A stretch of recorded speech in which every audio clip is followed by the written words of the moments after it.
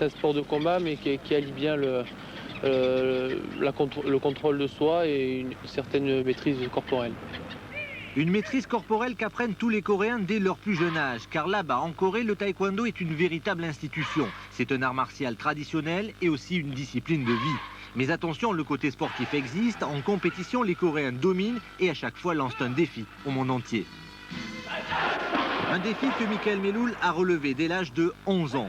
Avec son frère Lionel, champion de France 89, et dans son club du Nice Academy, il travaille quotidiennement depuis 9 ans sa souplesse, sa tonicité, sa force et sa précision. Et cela paye. En janvier 92, à Aix-en-Provence, il bat pour la première fois un Coréen.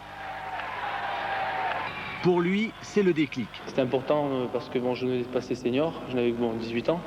Et se retrouver face à un Coréen, bon, c'est stimulant, mais bon, ça fait un petit peu peur. Bon, ben, ça s'était très bien passé, puisque bon, j'avais gagné. Bon, c'était une expérience enrichissante qui m'a quand même servi pour la suite, quoi. Car après cette victoire, Mickaël Meloul ne va plus s'arrêter de récolter des fleurs. En mai 92, à Valence, en Espagne, où il devient champion d'Europe. Et surtout, en août 93, il y a donc 3 mois, à New York, au Madison Square Garden, où il devient champion du monde.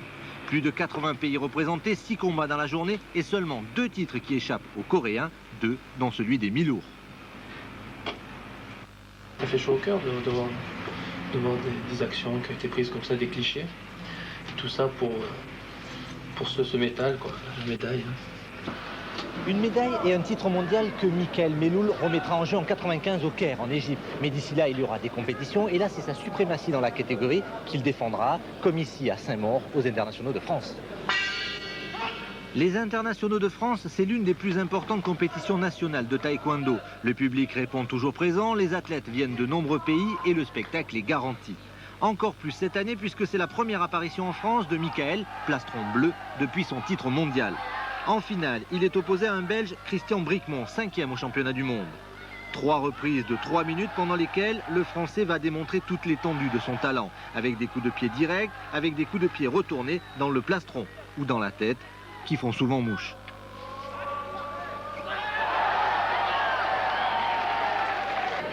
Score final, 4 touches à 0 pour Mickaël Meloul et un titre de plus pour sa collection. Le taekwondo, dit-on en Corée, permet de vaincre l'impossible. Mickaël Meloul le démontre à chacun de ses combats.